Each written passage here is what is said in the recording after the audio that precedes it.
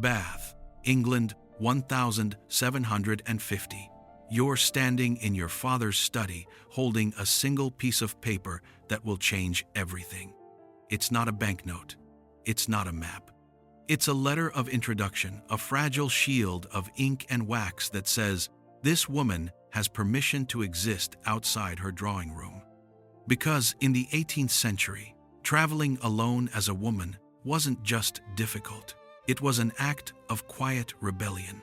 3 days by public stagecoach, muddy inn yards filled with suspicious stares, cold nights in rooms with thin walls, and every mile a silent negotiation between who you're expected to be and who you're discovering you are. This is not a story of danger. It's a story of patience, of preparation, of the hidden strength found in small, deliberate acts of courage. Close your eyes, settle in, and walk with me through the England of 1750, where every journey begins with a choice. Chapter 1. The Decision to Depart. The letter arrived on a Tuesday, borne on a tide of damp Bath air and carried by a postboy whose knuckles were raw with cold. It rested on the silver salver in the hall, a stark rectangle of cream against polished mahogany, its seal the deep burgundy of dried blood. The handwriting was not my aunt's flowing script, but the tight, angular hand of her housekeeper, Mrs. Poole. The words within were few, but they fell with the weight of stones into the quiet pond of my existence. Your aunt is fragile. The physician holds little hope for the winter.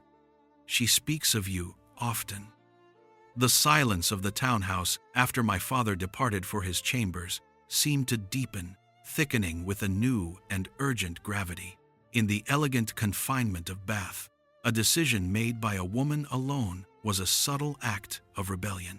My quiet preparations began in the hushed rooms, a counterpoint to the social symphony outside. From my wardrobe, I bypassed the sprigged muslins and delicate silks suitable for the pump room or the assembly rooms. My fingers brushed instead the sober, practical wool of a walking gown, its hem already shortened a discreet inch to navigate country lanes and coaching inn yards without collecting every speck of mud. I laid out sturdy leather shoes, their soles thick enough to repel damp, and a wide-brimmed hat of dark felt, a shield against both weather and unwanted scrutiny. Each item was a silent declaration of intent, a physical manifesto against expectation. The disapproval was a vapor, invisible yet palpable. It lingered in the arched eyebrows of Mrs. Allerton from 2 doors down, who observed my visit to the draper for a new traveling cloak. It hummed in the polite, pointed questions from Lady Carstairs' daughter during our awkward encounter in Milsom Street. Traveling alone? To Derbyshire? In November? My dear, how terribly adventurous. Her smile was a glazed porcelain thing, brittle and cold. Their world was one of prescribed routes and chaperoned passages, where a journey of necessity undertaken by a woman of 27 was an eccentricity, a slight tear in the social fabric. I met their glances with a calm I did not entirely feel, my resolve hardening under the gentle pressure of their astonishment. The most crucial preparation was not packed in a trunk. I waited for my father in his book-lined study, the air smelling of leather and pipe smoke. He was a man of the law, his life ordered in paragraphs and precedents.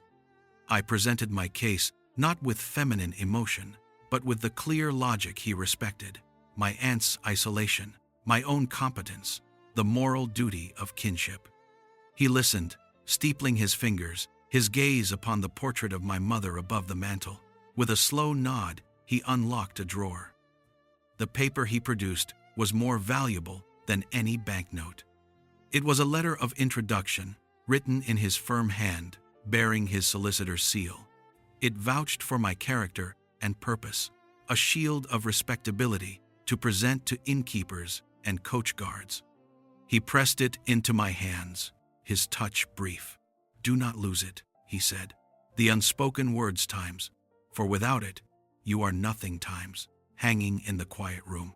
On the eve of my departure, I stood in my bedchamber, the trunk packed and corded. The Georgian terraces of Bath, with their uniform, honey-colored stone, seemed both a prison and a sanctuary I was willingly leaving. The weight I felt was not just from the practicalities of the journey ahead, but from the collective gaze of a society that believed a woman's place was static, ornamental. Yet within that weight, a curious lightness had begun to stir. This was not a flight of fancy, but a purposeful stride. The journey would be measured in miles and muddy halts, but it began here, in this quiet room, with a choice. I extinguished the candle, leaving the ghost of my reflection in the dark window, a silhouette already turning away from the known, towards the dim outline of the North Road and the frail, waiting figure at its end. Chapter 2. The Posting Yard. Part 1. Dawn at the White Hart was a symphony of masculine industry, painted in the deep, earthy tones of a Dutch master. The first pale light, the color of weak tea, seeped into the vast cobbled yard, catching the rising plumes of breath from men and horses alike, transforming them into transient ghosts. The air was a potent broth of dung, wet straw, leather, and the smoky tang of the stable's perpetual lanterns.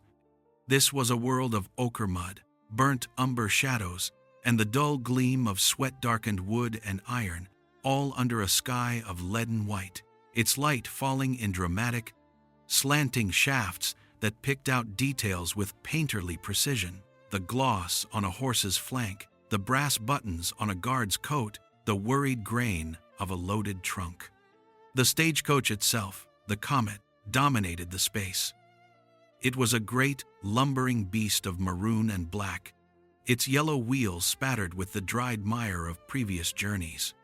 Ostlers, their faces ruddy and their movements economical with ingrained habit, moved around the team of 4 bay horses with a focused urgency.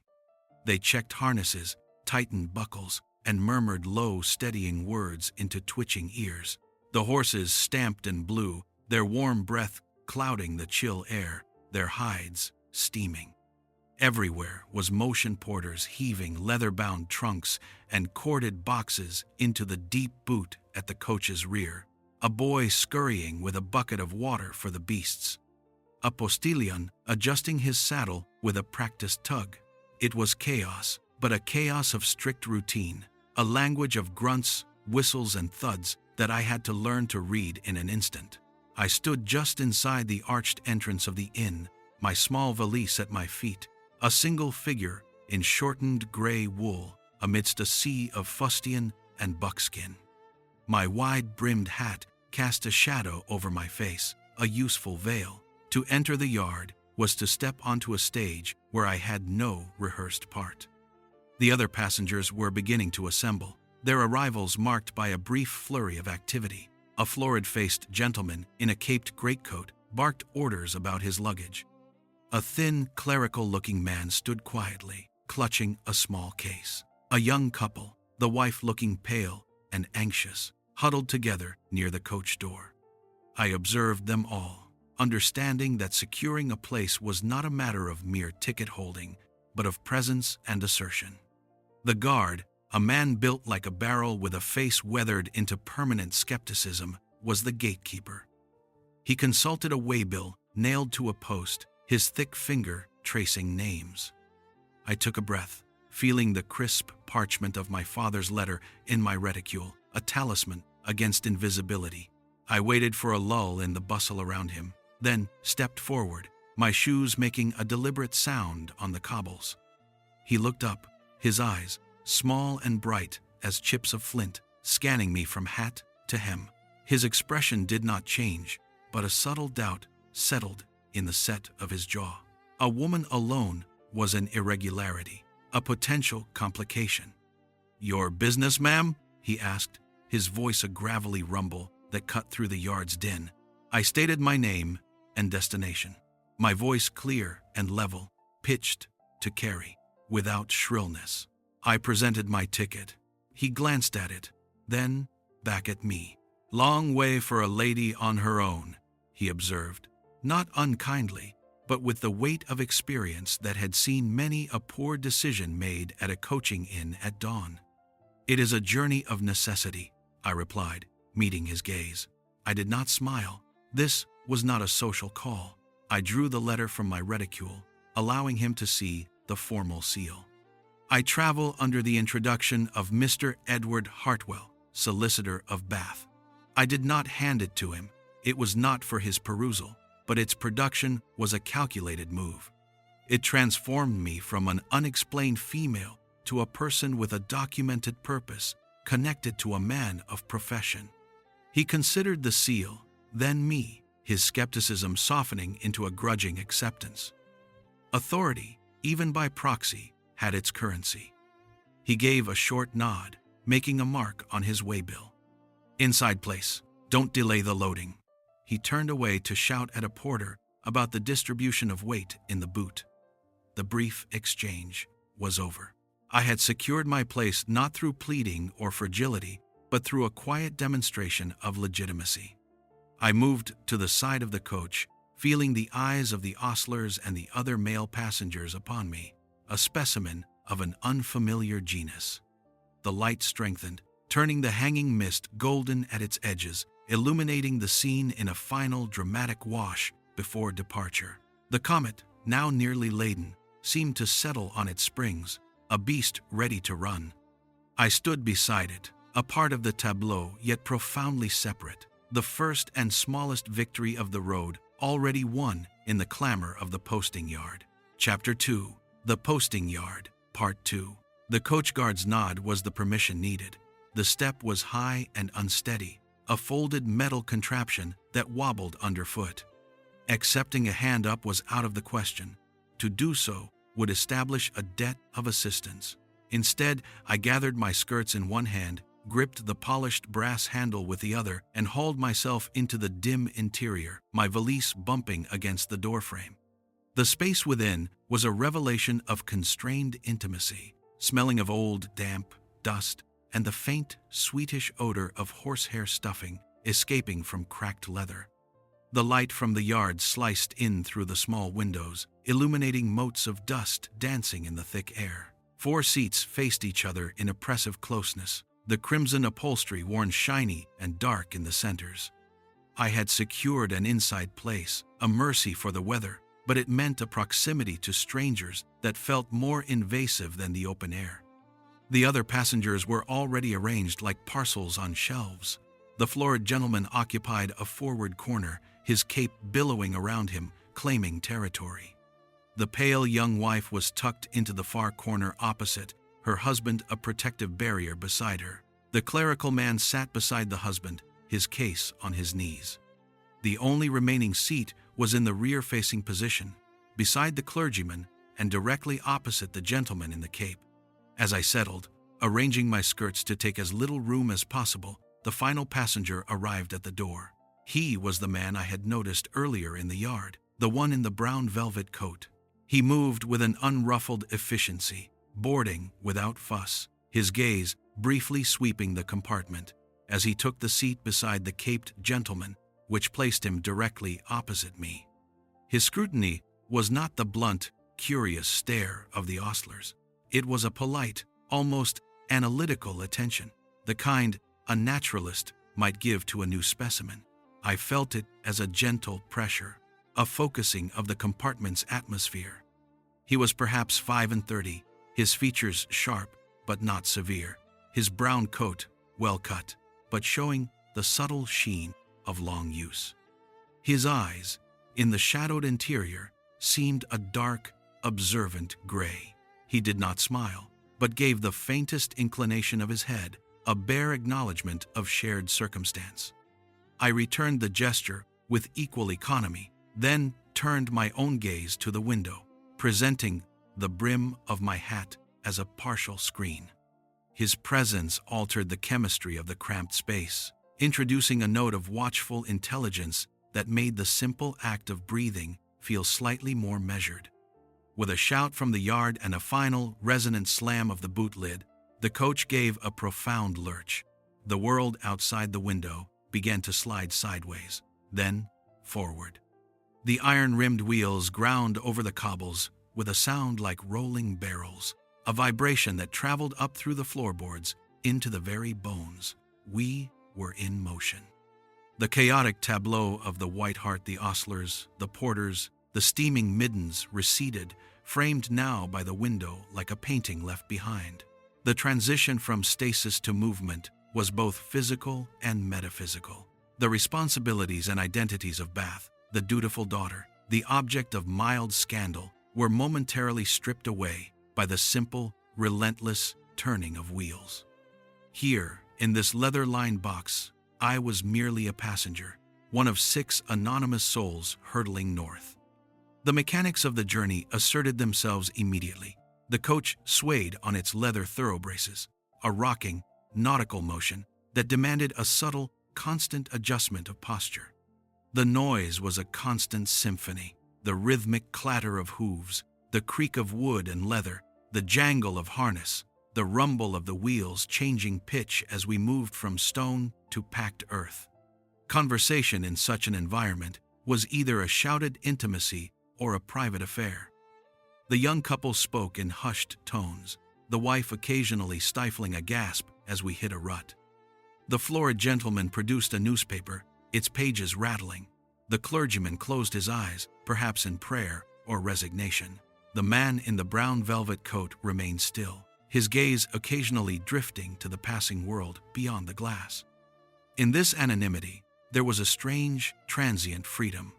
No one here knew my father or my aunt or the expectations I had left behind in Milsom Street.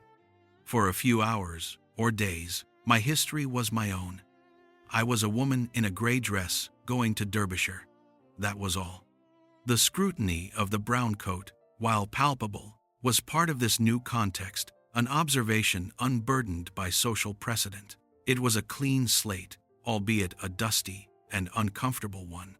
The coach plunged into a deep lane, the banks rising high on either side, shadow swallowing us whole. In the sudden dimness, faces became pale smudges.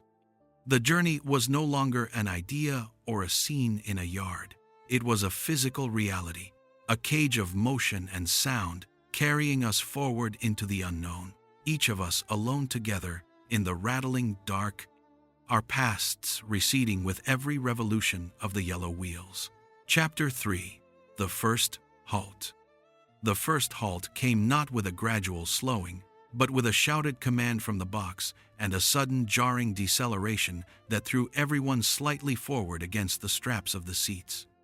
The rhythmic clatter of hooves and wheels fractured into a discordant skid and crunch as the coachman applied the brake, guiding the heavy vehicle off the turnpike into the churned expanse of a posting house yard.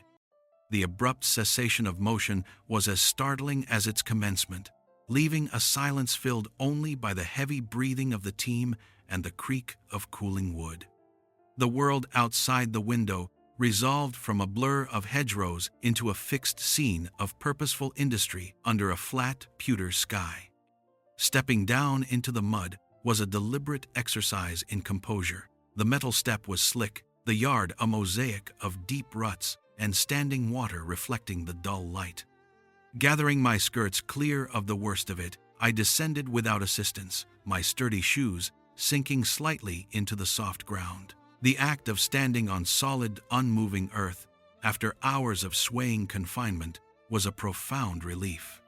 I walked a few paces away from the coach, my limbs grateful for the chance to stretch. The cold air, a sharp tonic against the stuffiness of the leather interior. The posting house itself was a low, timber-framed building with a sagging roof, smoke struggling from its chimney into the damp air. The yard was a smaller, more frantic echo of the Bath Inn, a hub in the vast circulatory system of the nation's roads. Here, the rhythm of travel revealed its true, unglamorous mechanics. Ostlers swarmed the lathered team, unbuckling steaming harnesses with practiced speed. The spent horses, their coats dark with sweat, were led away with drooping heads towards water and rough rubdowns. Fresh horses, alert and skittish, were brought forward from the stables, their hooves stamping impatiently on the cobbles. The guard consulted his watch, then bellowed at a boy to hurry with a bucket for the wheel hubs. The coachman descended from his box, stretching his back with a grimace before heading inside for a swift tankard. It was a precisely timed exchange, a transfer of energy from exhausted beasts to fresh ones, a pause just long enough to sustain the relentless forward momentum. I observed it all, the quiet passenger turned anthropologist, understanding that my journey was made of dozens of such interludes, each a tiny cog in a vast, grinding clock. My solitary promenade was interrupted by the approach of the man in the brown velvet coat. He had also disembarked, lighting a small pipe with an air of casual leisure. He moved to stand near me, not intrusively close, but within easy conversational range, his gaze following the ostler's work. "A necessary evil, these halts," he remarked, his voice conversational, the smoke from his pipe curling into the damp air, "though one appreciates the chance to unkink one's spine." His tone was light, devoid of obvious presumption, yet it was a probe, an attempt to establish a connection beyond the anonymous proximity of the coach. The offer of casual conversation was a trap dressed as civility. To engage would be to open a door, to invite further inquiry and the eventual, inevitable questions, times. "Your destination? Your family?" "Traveling alone." I turned my head slightly, offering a polite but minimal smile that did not reach my eyes, a social technique honed in Bath's drawing rooms. "Indeed," I replied, my voice neutral, my own gaze remaining on the fresh horses being backed into position. "The efficiency of the change is quite remarkable." My response acknowledged his statement, but redirected the focus squarely onto the process before us, transforming the interaction from a personal exchange into a shared observation of mechanics. I then took a few deliberate steps further away, under the pretext of examining a weathered mile marker post at the yard's edge, effectively closing the aperture he had tried to open. In that public space, a woman alone was a cipher to be solved. Every glance from a lounging postboy or a fellow traveler carried a question. To linger passively, to look lost or uncertain, was to invite unwelcome attention, whether in the form of condescending assistance or sharper scrutiny.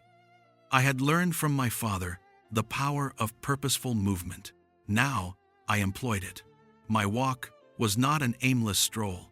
It was a short, confident circuit, my posture straight, my movements deliberate. I checked the knot on my valise where it rested by the coach wheel, surveyed the sky as if gauging the weather, and then returned to the coach door just as the guard called for passengers to reboard. I had used the time not as a break, but as a performance of self-containment.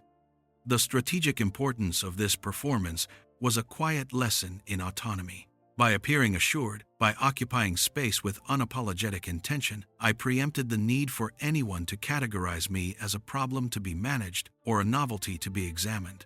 The brown coat's subtle probe had been parried not with rudeness, but with an immaculate, impersonal civility that erected a clear boundary. As I climbed back into the now familiar damp gloom of the interior, taking my seat once more, I felt a small, solid satisfaction.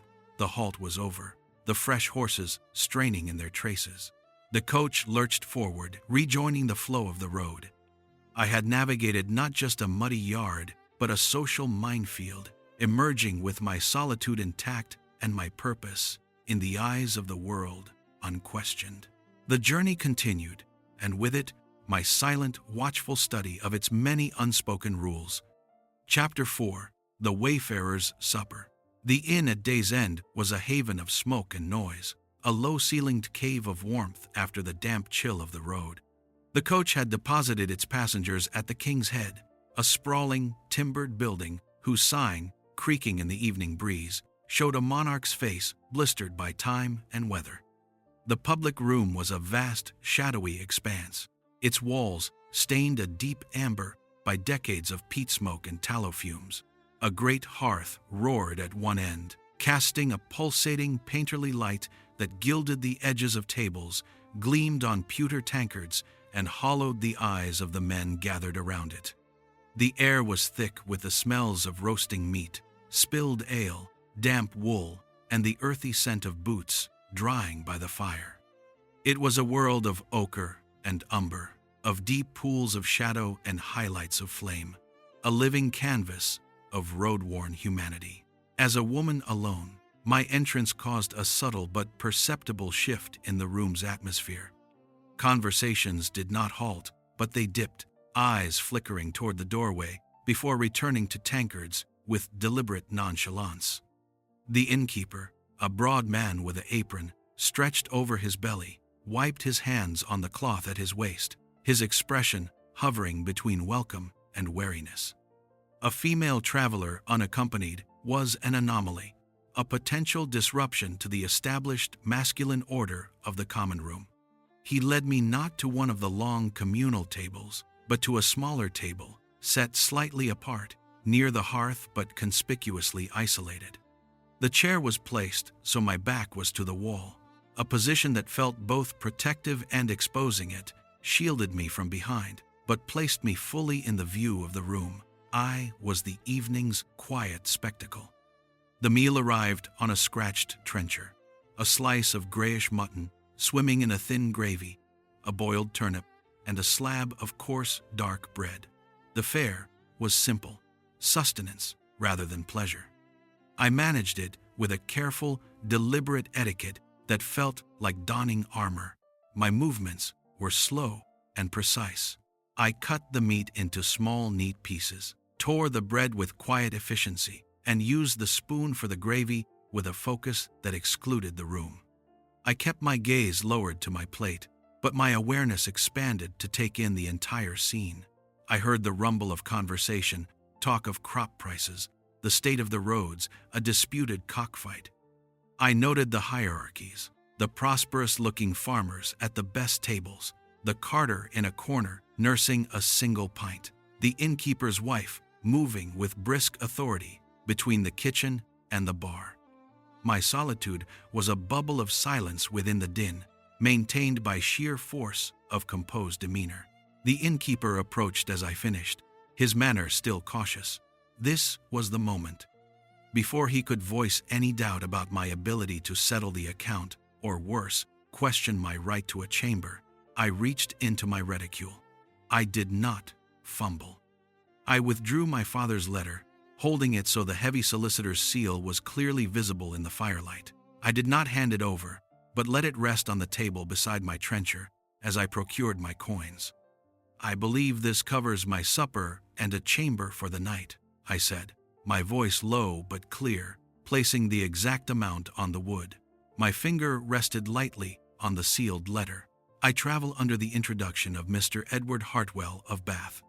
His eyes dropped to the seal, then flicked to my face, reassessing. The parchment was a talisman, a fragment of a recognized world of law and male authority. It transformed me from a puzzling, possibly dubious wanderer into a person with a documented place in the social order, a woman under the indirect protection of a professional gentleman. His wariness softened into a grudging respect. He gave a slow nod, scooping up the coins. "Thank you, ma'am. I'll have the girl show you up directly. A quiet room at the back." He pocketed the money, his earlier hesitation gone. The letter had done its work, not by being read, but by simply existing as a symbol. It secured not just a room, but a modicum of civility, a thin buffer against the raw curiosity of the public room. Amidst the scrutiny, my internal state was one of cultivated calm. The boisterous laughter from a group of drovers, the occasional stare from a man at a neighboring table, these were like weather against a well-built wall. I felt them, but they did not penetrate. My mind was a still pool. I observed the social dynamics with a detached interest. The way the innkeeper's wife commanded respect from the serving girl, the subtle jostling for status in the way men claimed space at the table. My own presence was a small, controlled experiment in visibility. By refusing to appear flustered or vulnerable, by eating with the focused grace of a lady in her own dining room, I dictated the terms of my own observation. I was not merely being watched. I was performing an identity capable, respectable, untroubled, and the performance, reinforced by the weight of the seal, was gradually being accepted. The serving girl eventually appeared, bobbing a curtsy. I rose, collecting my valise and the precious letter, returning it to the safety of my reticule. As I followed her towards the staircase at the back of the room, I felt the collective gaze of the common room upon my retreating figure. But the quality of the attention had changed. The initial curiosity had been tempered by the quiet authority of my bearing and the implied sanction of the seal. I was no longer an unsettling mystery, but simply a lady on a journey, a minor footnote in the evening's business. The girl led me up a narrow, turning stair, away from the smoke and clamor. The sounds of the public room faded to a distant rumble, like the sea heard from a cliff. The wayfarer's supper was concluded. I had navigated the gauntlet of the common room, secured my haven for the night, and preserved the fragile, essential carapace of my solitary purpose. The simple meal was eaten, the account settled, my right to be there for this one night quietly established. Chapter 5. The Chamber Under the Eaves.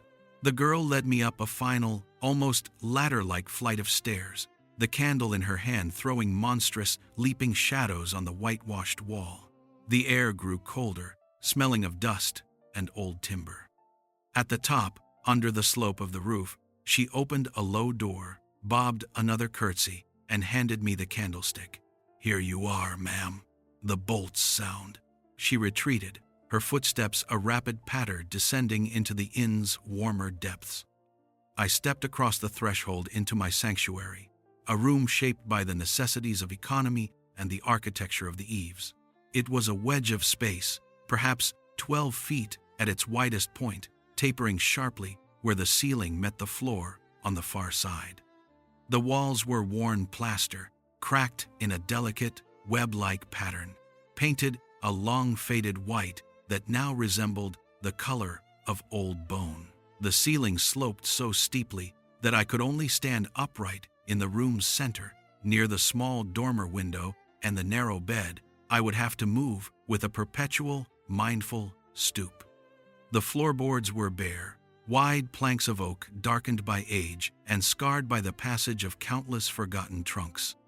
A simple washstand with a chipped bowl and jug, a single ladder-backed chair, and a small, battered chest of drawers completed the furnishings. It was austere, but it was private. The silence, after the day's cacophony of coach and common room, was a physical presence, thick and velvety.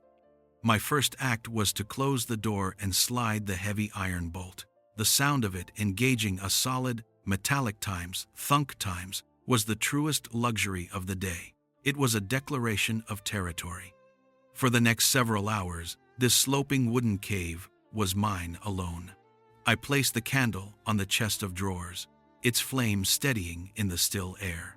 The light it cast was a perfect study in chiaroscuro.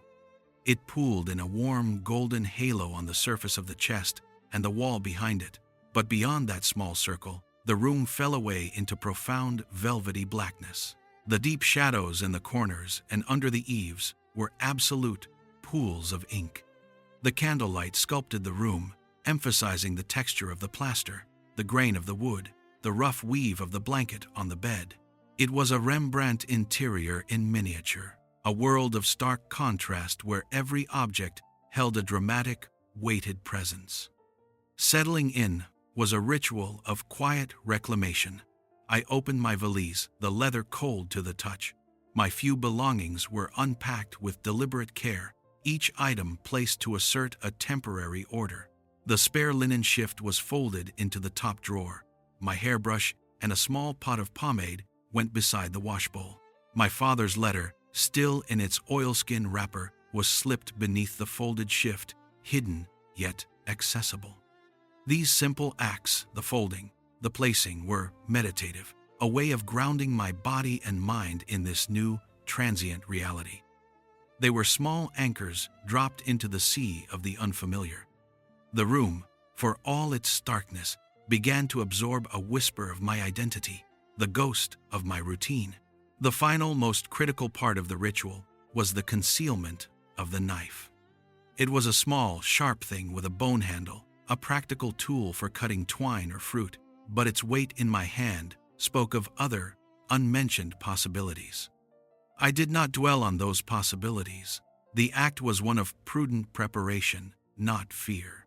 Kneeling by the bed, I examined the frame. The mattress rested on ropes, strung across the wooden rails. Near the headboard, one of the posts had a long, thin crack where the wood had dried and split with age. I slid the blade into this fissure, pushing it gently until only the very tip of the bone handle remained visible, indistinguishable from the grain and shadow. It was accessible, should some unimaginable midnight necessity arise, but utterly hidden from any casual glance. The action was performed not with drama, but with the same focused practicality as packing my gown. It was a quiet pact with my own self-reliance. With my belongings arranged and my small security in place, I finally allowed myself to simply be. I sat on the edge of the bed, the ropes creaking under my weight, and removed my shoes. The cool air on my stockinged feet was a profound relief. I unpinned my hat and set it on the chair, then loosened the hair at my nape. The physical adjustments of road life were becoming tangible, the stiffness in my shoulders from bracing against the coach's sway, the ache in my ears from the constant noise, the dry, gritty feeling behind my eyes from watching, always watching. Here, in the solitude of the eaves, I could finally let the vigilance soften. The candle flame danced, making the shadows on the wall breathe and shift. The distant sounds of the inn, a faint burst of laughter, the closing of a door, were muffled and remote, no more threatening than the sound of the wind. This was the respite, the still point in the journey's turning wheel. It was not comfort, but it was peace, a hard-won space of quiet where the self, momentarily unobserved, could simply exist, gathering strength for the miles yet to come. Chapter 6: Mud and Progress. The second day dawned not with light, but with a pervasive damp gloom that seeped into the very fabric of the world. The sky was a lid of unbroken slate, pressing down on a landscape rendered in monochrome. The black skeletons of hedgerows, the gray-brown expanse of fallow fields, the dull ochre ribbon of the turnpike road itself, which had ceased to be a path and become a challenge. The comet rolled forward into this muted world, its progress now a slower, more stubborn affair. The steady rhythm of the previous day had fractured. The wheels no longer sang on packed gravel. They crunched, slithered, and occasionally sank with a sickening, sucking hesitation into the deep ruts carved by countless predecessors. Each lurch was a question, each forward heave a temporary answer. Inside the coach, the atmosphere grew dense with shared discomfort. The constant, jarring motion made sustained rest impossible. The young wife had grown paler, pressing a handkerchief to her lips. The florid gentleman muttered oaths under his breath with every particularly violent jolt. The clergyman clung to his case as if it were a lifeline. The man in the brown velvet coat remained an island of apparent calm, though his gaze, often fixed on the streaming window, held a focused intensity. I braced my feet against the opposite seat's footrest, my body learning the coach's new, erratic language of strain and recovery. The world outside was a blur of rain-streaked mud and bare branches, a testament to nature's indifference to human schedules. The crisis, when it came, was almost anticlimactic in its inevitability. We were navigating a long, low stretch of road, where water from the fields had drained onto the turnpike, creating a shallow lake of churned mud. The coachman urged the team on, his voice sharp with strain. For a few yards, the wheels found purchase, sending great fans of brown slurry arcing into the air. Then, with a final deep groan, the rear left wheel sank to its axle into a hidden sump. The coach listed violently, throwing everyone sideways. A sharp cry escaped the young wife. The forward momentum died, replaced by a terrible, settled stillness, broken only by the coachman's shout and the frantic, splashing struggle of the horses as they tried and failed to pull the dead weight free. All passengers were required to disembark. The guard wrenched the door open, his face grim. "Out, if you please! Lighten the load!" There was no debate. One by one, we emerged into the cold, damp air and the ankle-deep mire of the roadside. The scene was a tableau of frustration. The coach sat at a drunken angle, its maroon side spattered with filth.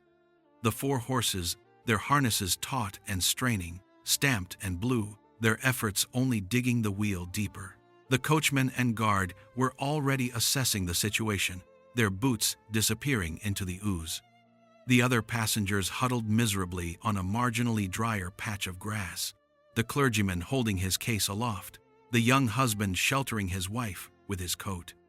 My own response was one of pure practicality.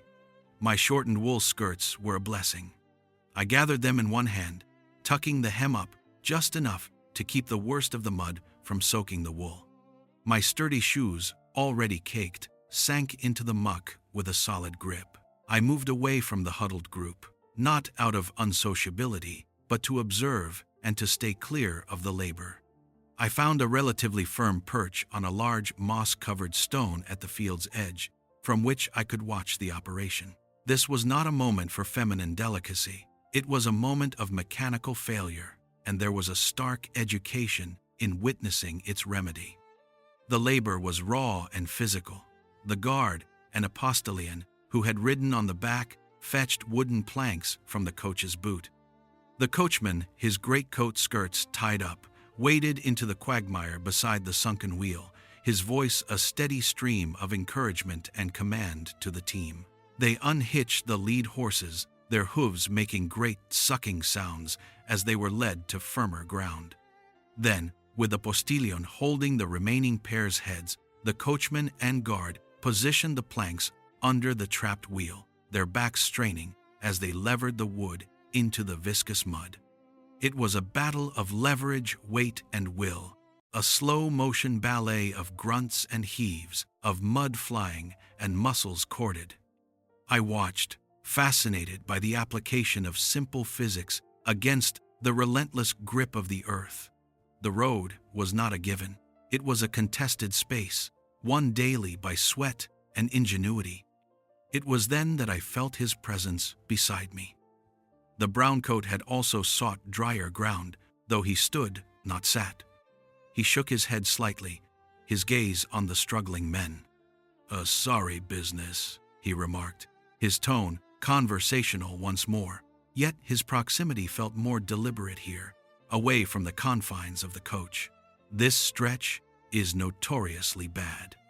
The Turnpike Trust collects its dues but neglects its gravel." He was offering a shared critique, an opening for a more substantive exchange, another probe towards the person behind the composed exterior. I recognized the gambit. To agree would be to engage in camaraderie. To remain silent would be rude. I chose a third path, deflection into discourse. I kept my eyes on the men wedging a second plank under the coach's body. "The engineering is fascinating, is it not?" I said, my voice calm and observational. McAdam's principles are clear: a well-drained, convex foundation of large stones, topped with smaller binding gravel. This, I gestured slightly toward the quagmire, is a failure of that principle. The drainage has been ignored, likely to save cost. The substrate is clay, which holds water like a bowl. No amount of surface gravel can compensate. I spoke not as a complaining passenger, but as a student of the problem, citing the modern road-building theories my father had discussed with engineer clients. He was silent for a moment, and I could feel his surprise, a subtle shift in his attentive stillness. He had expected perhaps a sigh of agreement, a lament about delay. He had not expected a technical analysis. "You are familiar with McAdam's work?" he asked, the curiosity in his voice now of a different, more genuine quality. "Enough to understand why we are sitting here," I replied, finally turning my head to meet his gaze briefly. My expression was polite but closed, the look of one sharing an observation about the weather. It is a lesson in false economy. The trust saves on stone and labor, and we pay with our time and comfort. With that, I turned my attention back to the scene, where the men, with a final, concerted heave and a shout to the horses, succeeded in getting the planks fully under the wheel. The coach shifted, groaned, and then, with a sound like a giant pulling its foot from a bog, lurched forward onto the temporary platform. A ragged cheer went up from the team. My parry had been successful. The conversation had been steered away from the personal and into the impersonal realm of civil engineering. It was an educational reflection, a demonstration that my mind was occupied with the tangible realities of the journey, not with the social intricacies of my fellow travelers. The browncoat offered no further comment, merely nodding once, his own gaze returning to the work. The guard called for us to reboard, the coach now perched precariously on its wooden bridge. We filed back into the damp interior, our shoes leaving clods of earth on the floor. The coachman cracked his whip, the horses found purchase, and with a shuddering leap, the Comet was free, rolling onto firmer ground ahead. The delay had lasted nearly an hour. As we resumed our journey, the gray world passing once more outside the window, I felt a quiet triumph. Progress was not just forward motion. It was also the act of standing firm in the mud, skirts gathered, and turning an unwelcome advance into a dispassionate observation on the nature of roads. The journey continued, and I, within my quiet shell, continued to navigate its every texture. Chapter 7. The Second Inn, Part 1. The second inn announced itself, long before the coach rattled into its yard, a distant orange glow against the charcoal sweep of the evening sky. Then a growing constellation of lanterns that resolved into windows.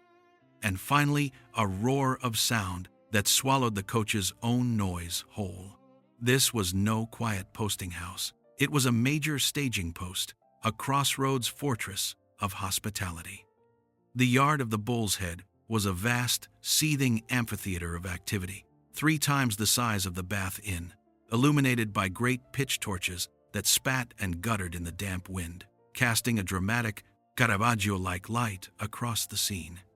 Their flames painted the undersides of coaching wagons and the faces of the crowd in hot, shifting tones of amber and umber, while plunging the spaces between into pools of inky, impenetrable shadow. The air vibrated with a deeper, more complex cacophony. The shouts of multiple guards and hostlers, the whinnying of dozens of horses from the long stable blocks, the rumble of heavy drays unloading barrels, and beneath it all, the constant, low roar of conversation and laughter spilling from the inn's numerous lighted windows. The coach door opened onto a scene of organized pandemonium. Passengers from 3 other coaches were also disgorging, creating a chaotic press of bodies.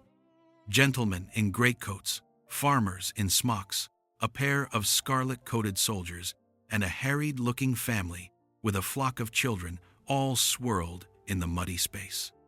I waited a moment in the doorway, my valise in hand, taking a swift inventory. This was not a place where one could linger passively. To do so was to be swept aside or trampled.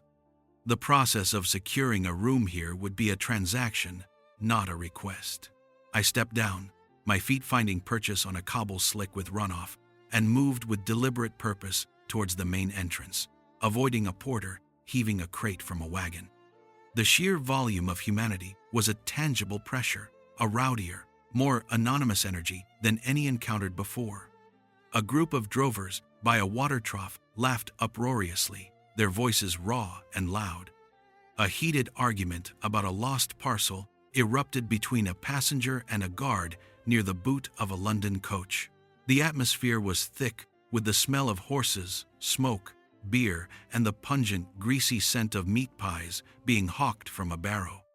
The interior of the inn was a vast, low-ceilinged cavern, a study in texture rendered under that same painterly torchlight.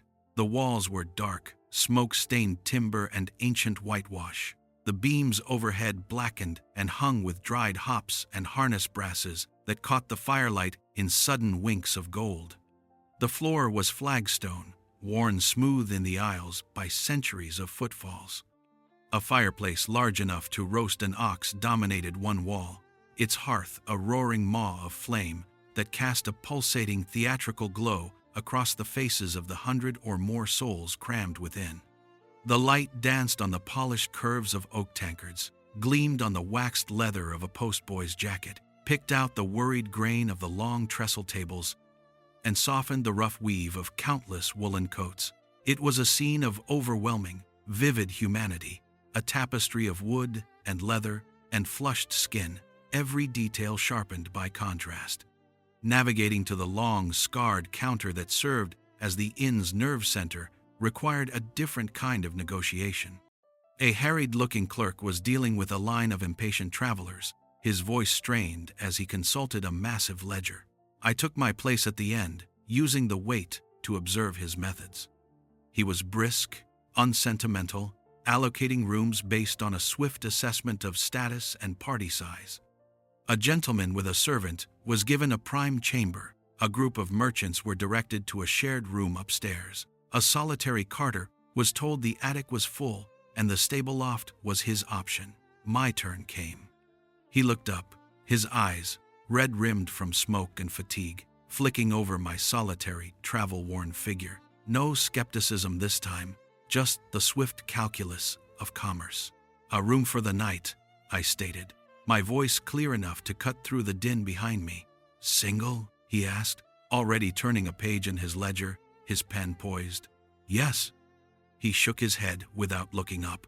"None left. Only a bed in the women's common dormitory. 4 pence. The offer was a test. The common dormitory meant a room shared with strangers, likely servant girls or other solitary travelers of uncertain character, a loss of privacy, security, and all hard-won dignity. It was an unacceptable risk. This was the moment to deploy not just the letter, but a more nuanced negotiation. I did not produce the letter yet. Instead, I leaned slightly forward, my tone lowering, becoming confiding yet firm, a tactic learned from listening to my father bargain with tradesmen. "I understand you are very busy," I said, my gaze holding his despite his obvious desire to move on. "But I am on a pressing family errand to Derbyshire and require a private room for my correspondence and rest. I travel under the introduction of Mr. Edward Hartwell, solicitor of Bath." At the mention of the profession, his eyes met mine fully for the first time. I continued, my hand resting on my reticule, implying but not yet revealing the seal. "Surely, with an establishment of this size, there must be a small chamber overlooked. Even one of your quieter rooms at the back would suffice." It was a gamble, appealing to both his sense of catering to quality and his desire to resolve a complication quickly. He hesitated, his pen tapping the ledger. The line behind me shifted restlessly. He glanced over my shoulder, then back at me, reassessing the plain wool dress against the assured tone and the mention of a solicitor's introduction. The implied authority and my refusal to be palmed off with the dormitory tipped the balance. "There's the old linen room," he said grudgingly. "It's small, has a bed and a lock, no fireplace. 6 pence. Up, up, up." "That will be perfectly adequate," I said, allowing no relief to show in my voice. I placed the coins on the counter with finality. Then, and only then, did I draw the letter from my reticule, letting him see the seal as I returned it. The transaction was complete. He grunted, scrawled something in the ledger, and fished a heavy iron key from a board behind him. Through the passage, last door on the left before the kitchen yard, mind the step. Taking the key, its cold weight a token of success, I turned and pushed back through the crowd. The rowdy energy of the common room seemed to part before my quiet purpose. I had secured my sanctuary not through privilege, but through a subtle exercise of will, a demonstration of polite but unyielding expectation that had turned a flat refusal into a concession. The glow of the hearth painted the laughing, arguing, drinking faces around me in a final, vivid tableau as I reached the shadowed passage leading away from the roar. The textures of the night, the rough wood, the smooth leather, the flickering light on damp skin were imprinted on my mind as I left the cacophony behind, stepping into the quieter, colder darkness of the inn's service corridor, the key to my hard-won solitude clenched firmly in my hand. Chapter 7. The Second Inn, Part 2. The key turned in the lock with a satisfying, heavy click, sealing out the distant roar of the common room. The linen room was exactly as described. A narrow cell with whitewashed walls, a single high window opaque with grime, and a narrow bed pushed against one wall. The air was cold and carried the faint, clean scent of old soap and starched cloth, a ghost of its former purpose. A single tall cupboard, empty and gaping, stood in one corner. There was no fireplace, no chair, only a small three-legged stool and a washstand with a dry, dusty bowl. The ceiling was low, the floorboards bare. It was austere, but it was private, and the lock on the door was solid iron. I placed my valise on the bed, the coarse wool blanket scratchy under my fingers, and lit the stub of a candle provided. Its flame, starved of draught, burned straight and thin, casting a small, unwavering pool of light that made the surrounding shadows seem all the deeper and more absolute. From my valise, I retrieved my journal, a small, leather-bound book with blank pages and a traveling inkwell. Settling on the edge of the bed, using the valise as a desk, I uncorked the ink. The act of writing was a ritual of consolidation, a way to fix the fleeting impressions of the road into something permanent. The steel nib scratched softly in the profound quiet. I began not with the events of the day, but with the patterns emerging from the journey itself. I described the rhythm of the halts, the precise choreography of horse changing, the social microcosm of the coach interior, the way different inns graded their hospitality like strata of rock. I noted the strategic importance of a straight back and a purposeful gaze, the protective coloration of appearing neither wealthy nor destitute, the subtle language of coins and sealed paper. The journal became a ledger of observed mechanics, a map of the invisible rules that govern motion through a landscape. As I wrote, a burst of laughter swelled from the depths of the inn, a rich, communal sound that traveled up through the floorboards and vibrated in the cold air of my room. It was followed by the muffled strains of a fiddle, a jaunty, careless tune. The sound was a physical presence, a wave of warmth and connection that broke against the door of my solitary cell. For a moment, the pen stilled in my fingers. A pang, sharp and unexpected, lanced through my composure. It was not self-pity, but a pure, unadorned recognition of loneliness.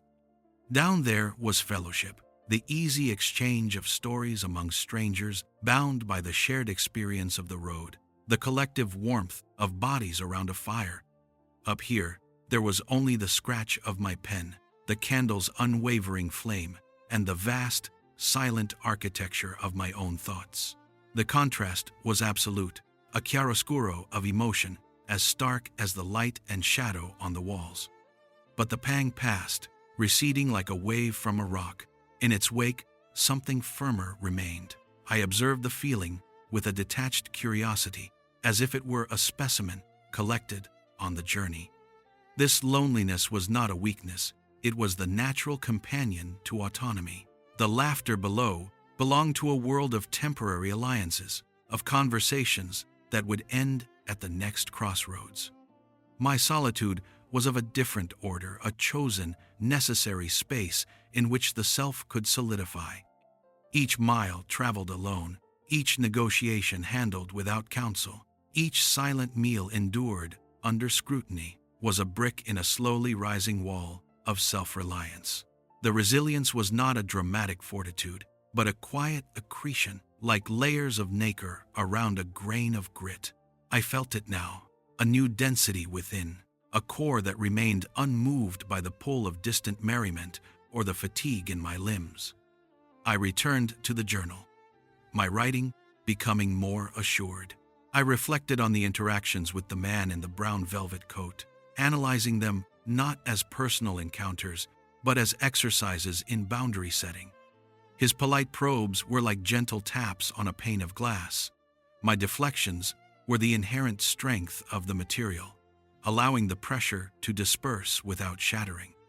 I wrote of the mud and the halted coach, not as an ordeal, but as a lesson in practical physics and patient observation. The journal entries were not a chronicle of hardship, but a record of competence, quietly proven, a mirror held up to a growing capability I had not been certain I possessed. The very act of writing it down was an act of ownership, transforming experience into understanding. The laughter from below faded, replaced by the general, diminishing rumble of the inn settling for the night. The fiddle fell silent. In the new quiet, I could hear the scuttle of a mouse behind the wainscoting and the steady drip of condensation from the window ledge into the bowl I had placed beneath it. The candle flame began to gutter, its life nearly spent. I closed the journal, blotted the last page, and returned it, and the ink to my valise.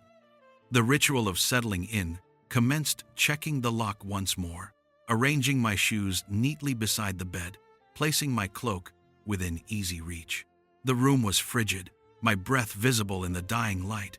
As I extinguished the candle, plunging the room into a darkness so complete it felt like a weight, I did not feel desolate. The loneliness had been acknowledged and absorbed. The resilience held. Lying beneath the rough blanket, listening to the unfamiliar night sounds of the vast inn, I felt a quiet determination settle over me, as tangible as the wool.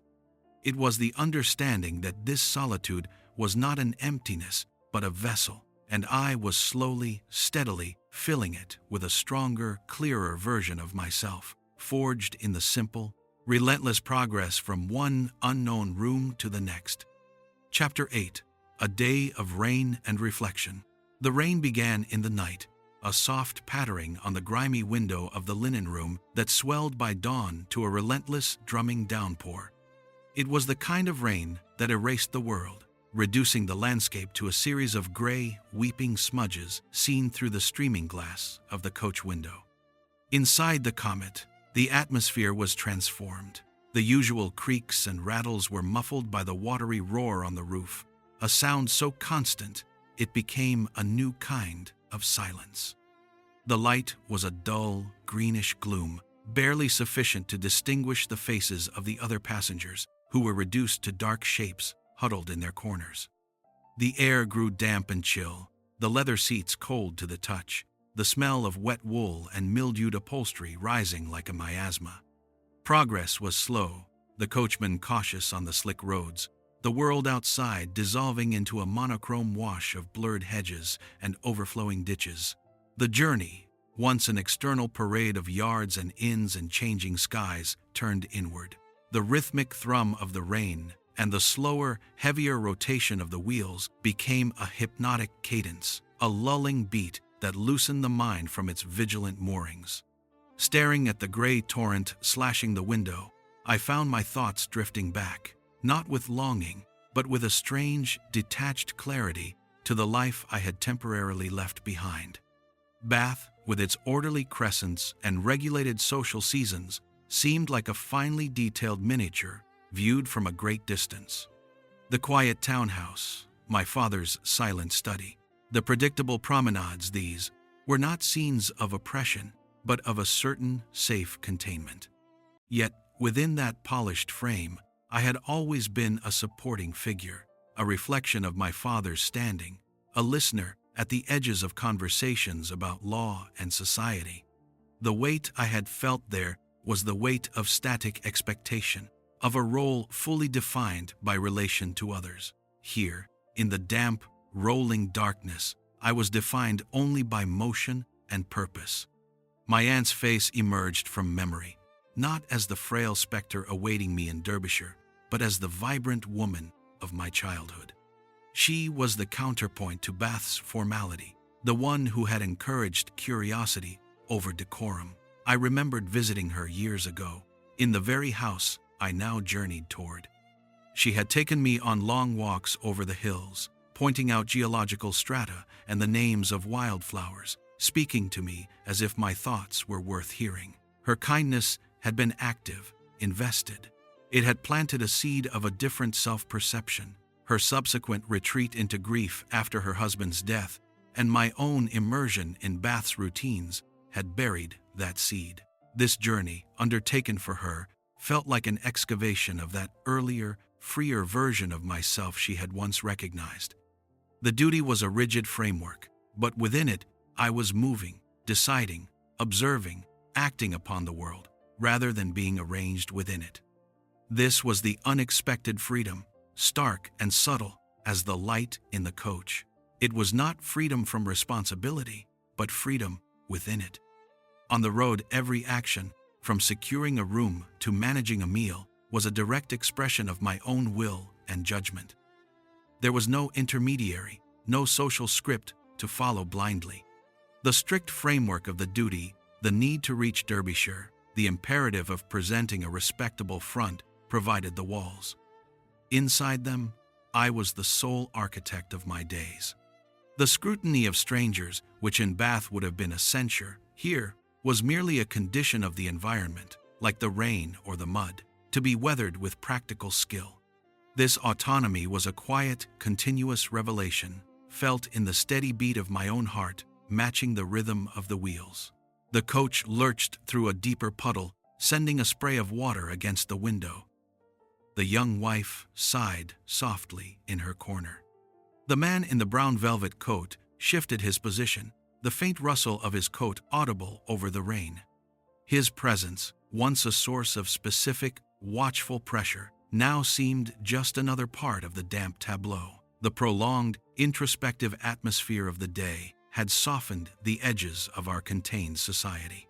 The usual attempts at conversation had been abandoned, defeated by the noise and the collective retreat into private reflection. In this shared, silent immersion, the journey became purely contemplative. I considered the chain of decisions that had brought me here, each one a small defiance of the static life. The purchase of the practical gown, the securing of the letter, the calm assertion in chaotic yards, these were not just preparations for travel, but the foundational acts of a nascent self-reliance. The landscape outside offered no distraction, only a watercolor blur of grays and greens. With the external world muted, the internal landscape grew vivid. I traced the emotional topography of the past days, the initial tension in the posting yard, the calculated civility in the common rooms, the solid satisfaction of a bolted door, the analytical calm in the face of mud and delay. Each experience was a stone collected, its weight and texture assessed and stored. The journey was becoming a process of accretion, not of miles, but of quiet competencies and hardened resolve. The freedom I sensed was not liberty from consequence, but the profound liberty of being the sole author of one's own responses. The rain-wrapped coach was a cocoon of sorts, a moving space between the girl I had been in Bath and the woman I would need to be at my aunt's door. Hours passed, measured only by the occasional change in the sound of the wheels as we crossed a stone bridge or the driver's muffled shout to the team. The relentless weather enforced a pace that was both tedious and merciful, allowing for this unbroken thread of thought. The duty to my aunt remained the fixed star, the reason for every jolt and every damp, chilly hour. Yet, around that central obligation, a whole constellation of personal understanding was forming. I was not just traveling to her, I was traveling toward a clearer understanding of my own capacities. The rain, for all its gloom, provided a strange clarity, washing away the non-essential, leaving only the steady purpose and the quiet engine of reflection turning within. As the afternoon deepened into an early, rain-lashed dusk, the coach began a gradual, laborious ascent into hillier country. The quality of the light did not change, but the world outside the window grew more textured, with dark shapes of rocky outcrops looming through the veil of water. The journey was nearing its final phase. The day of rain and reflection began to ebb, its contemplative tide receding as the practical demands of arrival drew nearer. I straightened on the cold leather seat, flexing my stiff fingers inside my gloves. The inward journey, rich and necessary, was yielding once more to the external one. The coach rolled on, carrying its silent cargo out of the drowning lowlands and up into the darkening waiting hills, each turn of the wheel a beat in the long, patient measure of the road. Chapter 9. The Ferry Crossing. The river appeared without warning, a vast pewter expanse slicing across the path of the road as if drawn by a careless giant hand. The turnpike, that stubborn assertion of human order, simply ended at a rough timber jetty, yielding to the older, wider authority of the water. The coach slowed to a halt, the usual clamor of hooves and wheels replaced by a new symphony of lapping waves, creaking wood, and the cries of waterfowl invisible in the mist. The landscape opened up, stretching wide under a low, uniform sky the color of unpolished silver.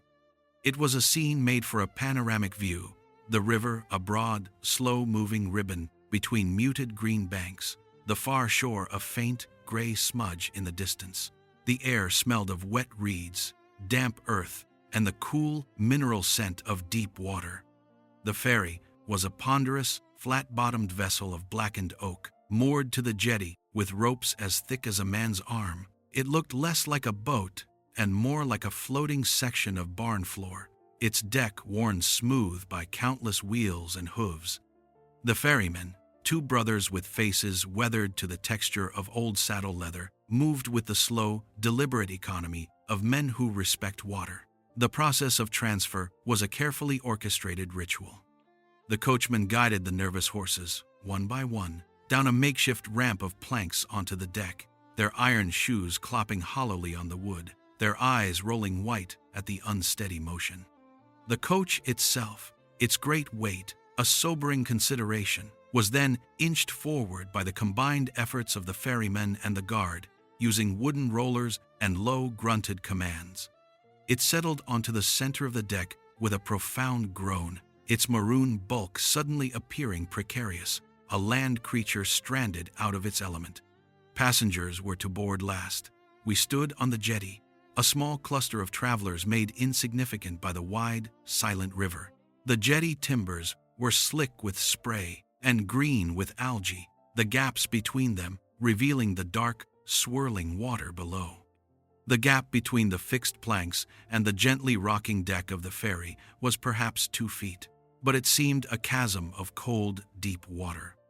The browncoat, who had been observing the loading with his usual detached air, now turned. His gaze found me, as I knew it would. He stepped forward, his manner one of polite necessity. "Allow me, ma'am," he said, extending his hand, his voice courteous but firm. "The step is unsteady." His offer was a public performance of gentlemanly duty, an assumption of my need for assistance as automatic as the ferryman's handling of the ropes. His hand, held out in the damp air, was a test of a different kind, not of conversation, but of compliance. The refusal was a small, significant act, a tiny rebellion performed on a slippery stage. I met his eyes, my expression one of polite gratitude that did not waver. I gave a slight, firm shake of my head, my hands remaining clasped around the handle of my valise.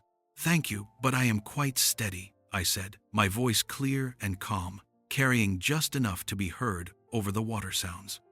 I did not smile to soften the refusal. To do so might imply coquetry or uncertainty. It was a simple statement of fact. I then turned my attention to the gap, calculating the move with a practical focus. Gathering my skirts in one hand, I stepped forward, not with a hesitant hop, but with a deliberate, committed stride, my weight shifting smoothly from the solid jetty to the moving deck. The ferry dipped slightly under my footfall, but my balance held. I moved aside to make room for the others, my posture straight, my breath even. I felt his gaze linger on my back for a moment, a tangible pressure of surprise and reassessment. He had expected either a flustered acceptance or a timid struggle. He had received neither, only a calm, competent negation. He boarded after the others, his own step sure, and took a position near the rail, his profile turned toward the widening water. The small victory was private, but its resonance was profound. It was a declaration that my independence was not a theoretical state, but a physical practice, exercised in real time on unsteady boards. The ferrymen cast off, their poles pushing against the jetty with a deep sucking sound. The wide world of the river embraced us, pulling the craft into its gentle, irresistible current. The crossing was a passage into a different kind of stillness. The sounds of the land, the distant cry of a cart driver, the bark of a dog, fell away, replaced by the slap of water against the hull, the creak of the great sweep oar in its lock, and the sigh of the wind across the reeds. The coach and horses stood motionless at the center of the deck, strange, silent cargo. The other passengers were subdued by the expanse, their conversations hushed. The river landscape unfolded in a majestic, melancholic panorama. The gray sky merged seamlessly with the gray water at the horizon, creating a world of muted, watery light. Willow trees trailed their fingers in the current on the near bank, their leaves the only vivid color in a wash of slate and olive. A heron stood sentinel on a mudflat, a statue of folded patience. The wide format vista was beautiful in a solemn, lonely way, a reminder of the ancient, slow pathways that existed long before turnpike trusts and stagecoaches. Standing at the rail, the damp air cooling my face, I felt the significance of the moment deepen. The ferry was a liminal space, neither here nor there. The past, the land we had left, with its mud and its inns and its social intricacies, was receding. The future, the Derbyshire shore, and the duties that awaited lay ahead, still shapeless. In this suspended passage, the act of refusing the steadying arm felt emblematic. It was a choice to cross under my own power, to accept the unsteadiness of the deck as my own condition to manage.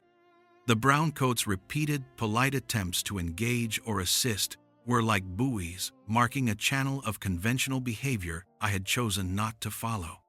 By navigating outside that channel, I was not merely traveling a road, I was charting a different relationship to the world, one where a woman's competence could be a quiet, unadorned fact. The ferry moved with a stately, glacial pace, the far shore gradually resolving from a smudge into distinct trees and the sloping roof of a ferryman's cottage. The journey was almost 3/4 done. As the opposite jetty loomed, the reverse process began. The careful unloading, the horses led back onto solid ground, with visible relief. The coach rolled off its wooden platform. When it was time to disembark, I again navigated the gap without a glance toward any potential offer of help, my step just as sure as it had been before. The browncoat said nothing, but as he passed to board the now reassembled coach, his glance held a flicker of something that might have been respect, or perhaps simple acknowledgement of a pattern now clearly established. The small, significant act was complete, absorbed into the fabric of the journey like a single, strong thread woven through the broader tapestry. The coach door closed on the river's wide, gray world, and we lurched back onto the solid, predictable ruts of the road, the silent crossing already becoming a memory of water and sky, and a choice made firm on a rocking deck. Chapter 10, the final leg. The land began to gather itself into folds and swells, the flat, waterlogged fields giving way to rising ground, where stone walls, gray as old bones, stitched the slopes into a patchwork of pasture and dark, leafless woodland. The air grew sharper, carrying a clean, mineral scent that cut through the lingering odors of damp wool and leather inside the coach. This was the beginning of the north, a landscape of harder edges and sterner beauty. The turnpike road, chastened perhaps by its earlier failures, grew more solid, climbing and curving with a newfound purpose, following the contours of the land rather than defying them. Each lift and bend in the road brought a fresh vista, a distant valley veiled in mist, a rocky outcrop clawing at the low sky, a lonely farmstead clinging to a hillside. The journey, which had for so long felt like a horizontal slog through mud and rain, now acquired a vertical dimension, a tangible sense of ascent toward a destination. Anticipation was a quiet, persistent hum in my blood, a counterpoint to the deep, bone-weary fatigue that had settled into my joints. The constant sway of the coach, the nights in unfamiliar beds, the unceasing vigilance, all had accumulated into a profound physical heaviness. My muscles ached with the memory of braced resistance. My eyes felt gritty from squinting at changing landscapes and assessing strangers. Yet, beneath that weariness, a new energy flickered.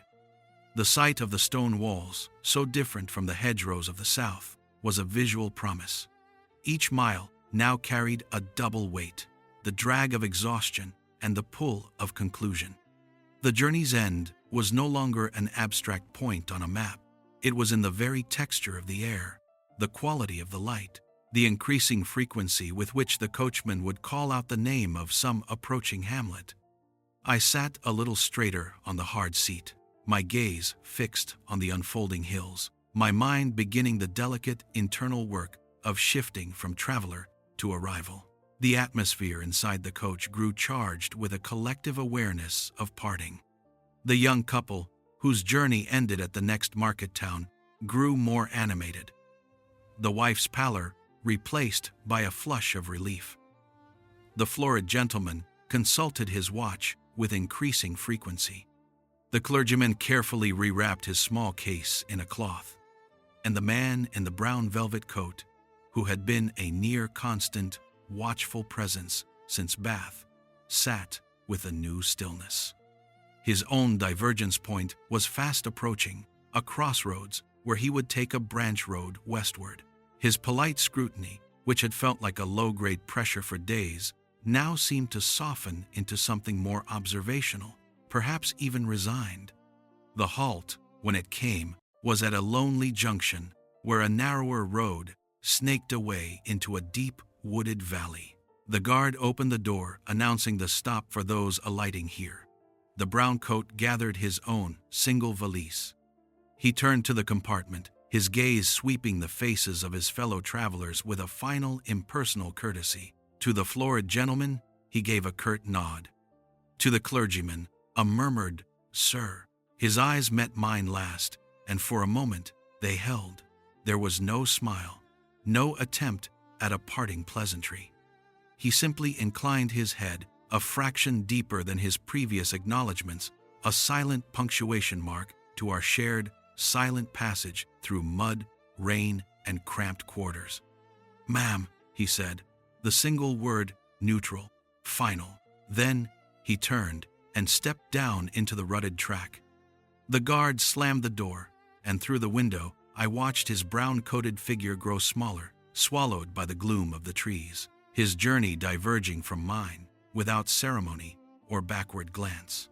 His departure was like the removal of a subtle atmospheric pressure. The very quality of the light in the coach seemed to alter, the space feeling suddenly larger, less densely inhabited. The dynamic he had represented the polite, persistent, masculine curiosity that sought to categorize or assist evaporated.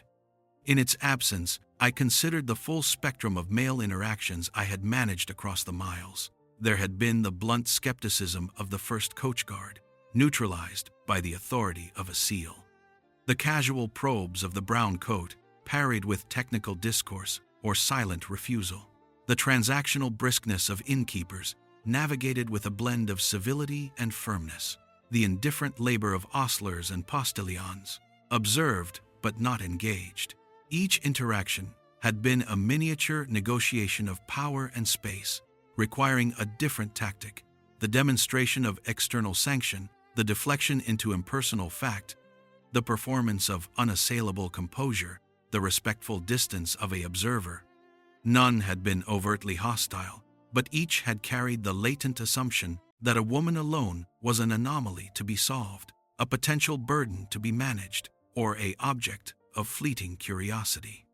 I had managed them not by confrontation, but by a steadfast adherence to my own script, one of quiet capability, purposeful movement, and an identity anchored by the twin weights of duty and documentation. The spectrum was now complete, a series of small, successful resistances that had preserved my autonomy. As the coach lurched forward once more, leaving the junction and its vanished traveler behind, I felt a quiet consolidation of self. The hills rose higher, the stone walls multiplied. The final leg was truly mine now, unobserved by that particular, intelligent gaze. The remaining passengers were mere background, their own journeys nearing their own ends. The fatigue remained, but it was a clean tiredness, earned. The anticipation sharpened, focused on a single stone house on a hill, a frail figure by a hearth. The coach climbed, the wheels finding a steady, grinding rhythm on the good northern road, carrying me forward into the gathering dusk and the waiting embrace of the Derbyshire peaks. Chapter 11. The Destination. The coachman's shout was different this time, not a command for a halt, but a declaration of terminus.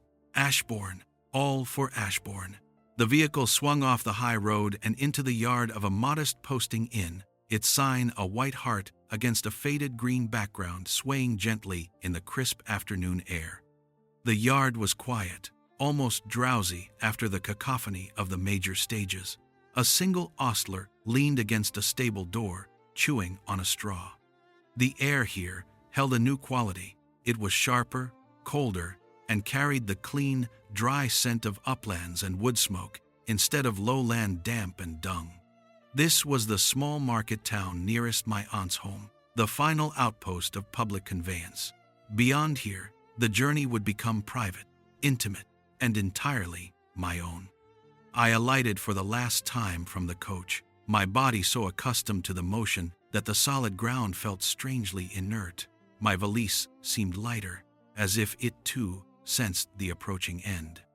The other passengers dispersed with the swift efficiency of those reaching their own goals, melting into the lanes of the town without a backward glance.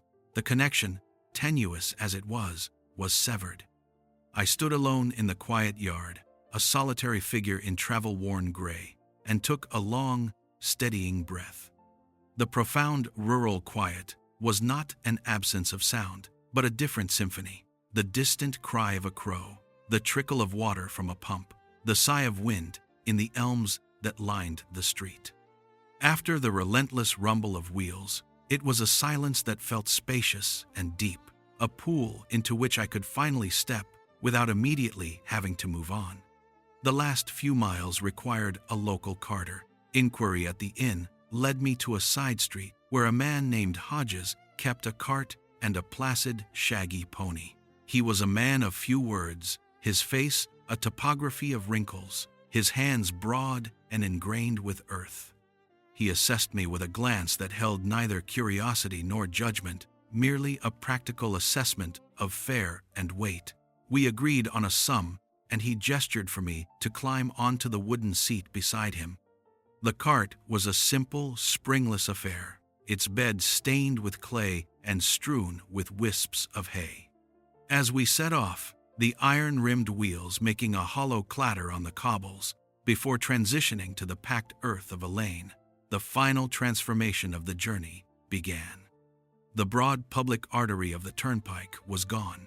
Now we traveled a capillary, a narrow, winding track that followed the ancient logic of the land, climbing steadily away from the town.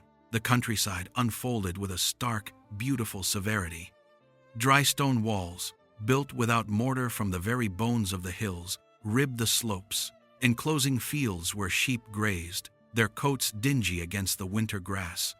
The trees were bare, their black branches etched with exquisite clarity against a sky of pale, washed-out blue.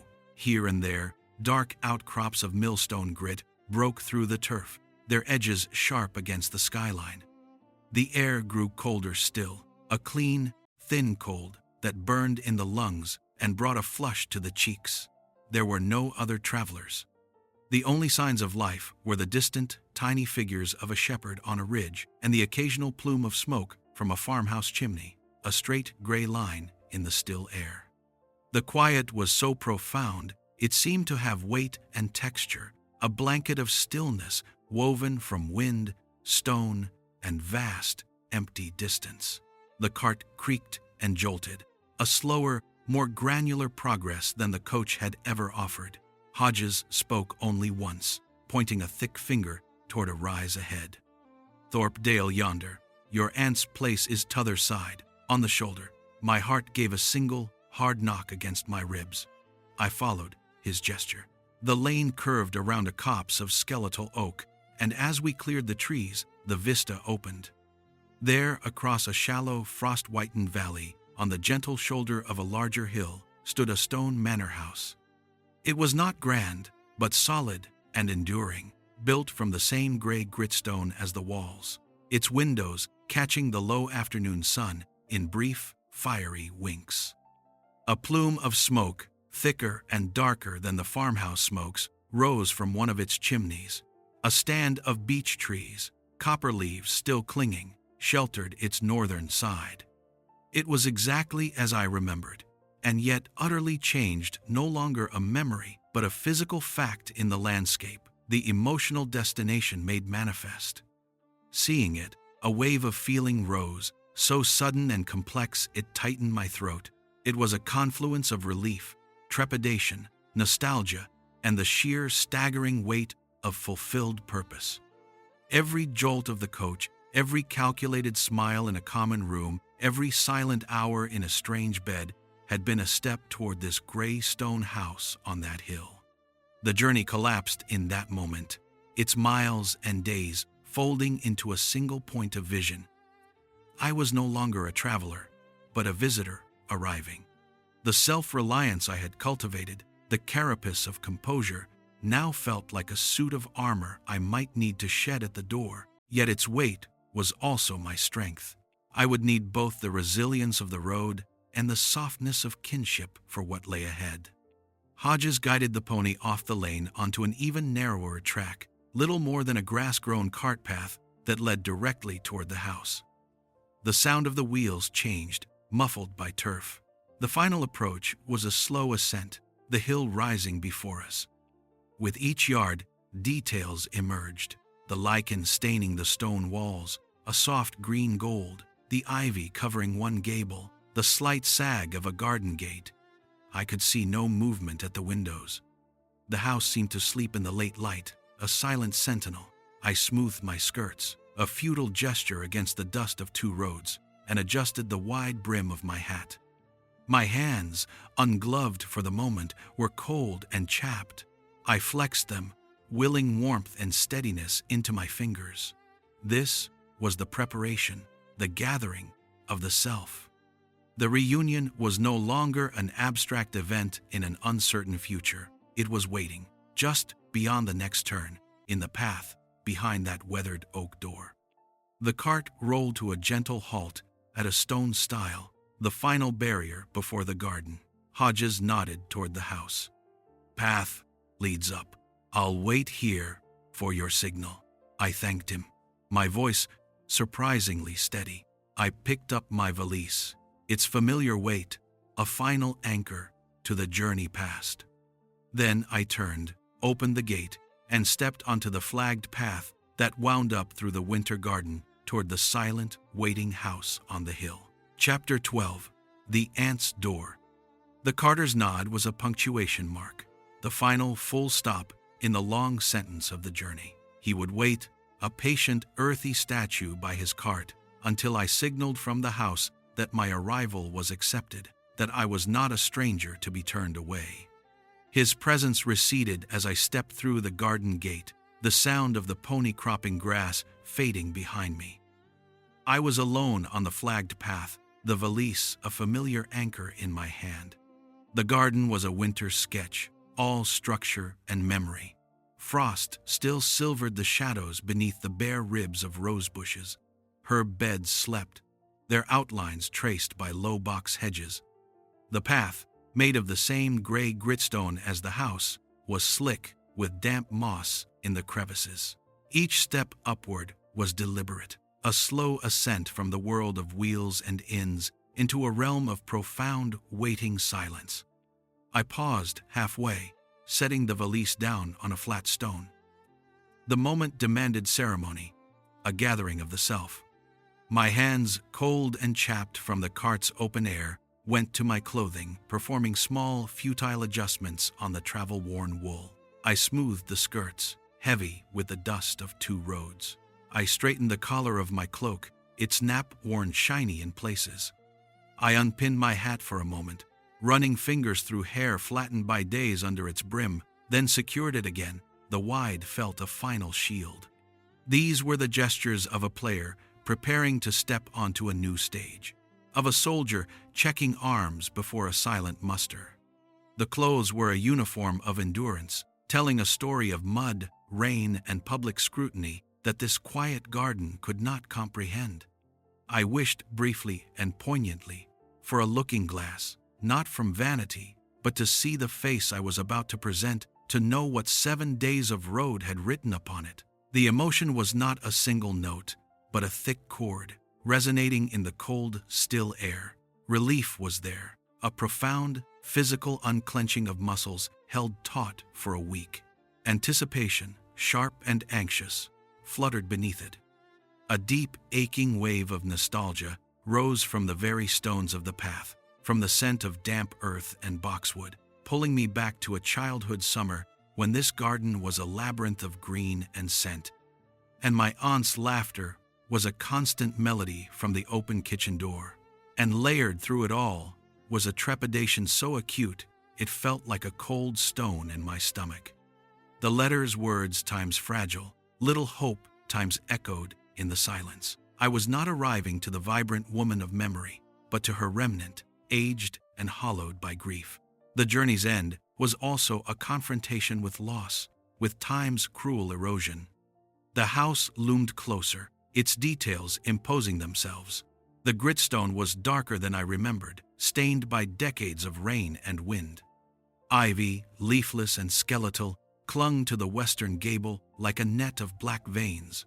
One of the diamond-paned windows on the ground floor was cracked, a star of fracture visible even from the path.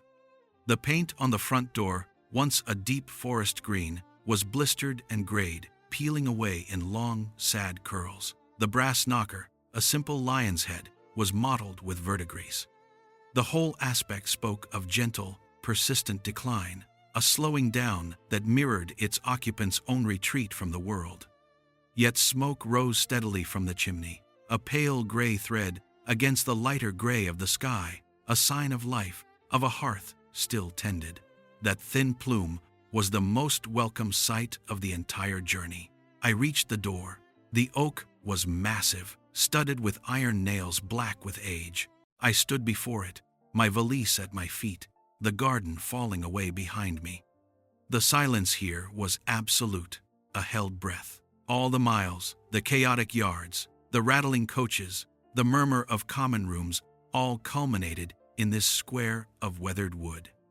I was a catalogue of sensations, the cold air on my face, the ache in my shoulders, the dry taste of road dust in my throat, the hammering of my own heart, a rapid, insistent drum against the quiet.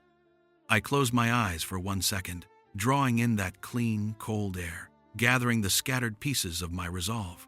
This was the threshold. On one side stood the traveler, independent, watchful, armored in self-reliance. On the other side waited the niece, the family, the soft, vulnerable core of the duty that had set me in motion. I would have to be both.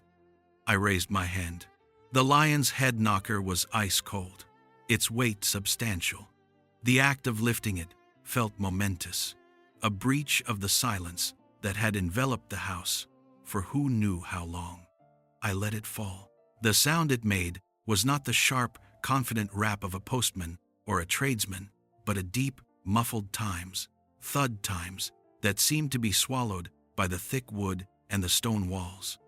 A sound that spoke of emptiness. It echoed faintly, then died. Nothing. No brisk footsteps, no call from within. The silence rushed back, deeper than before. A thread of doubt, cold and thin, wound through me. Had the journey been for nothing? Had I arrived too late? I pushed the thought away, a practiced exercise in discipline. I lifted the knocker and let it fall, a second time, firmer, more insistent. Thud.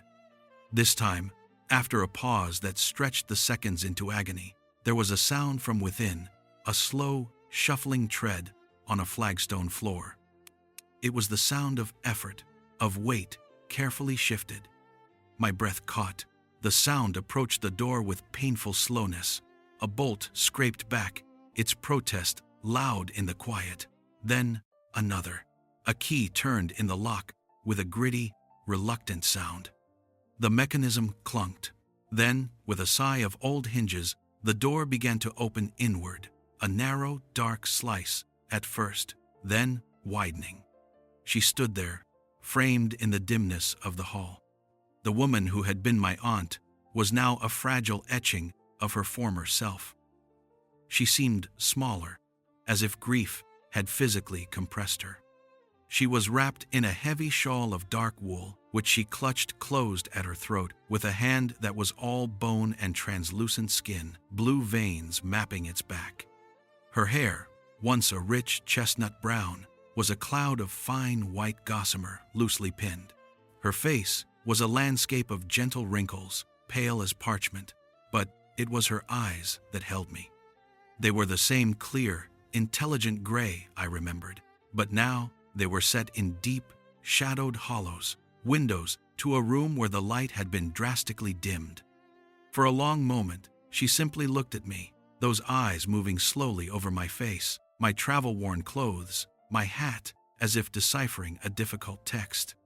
There was no immediate smile, no cry of welcome. There was only this silent, searching scrutiny. I stood perfectly still, allowing the inspection, my own gaze, drinking in the beloved, altered features.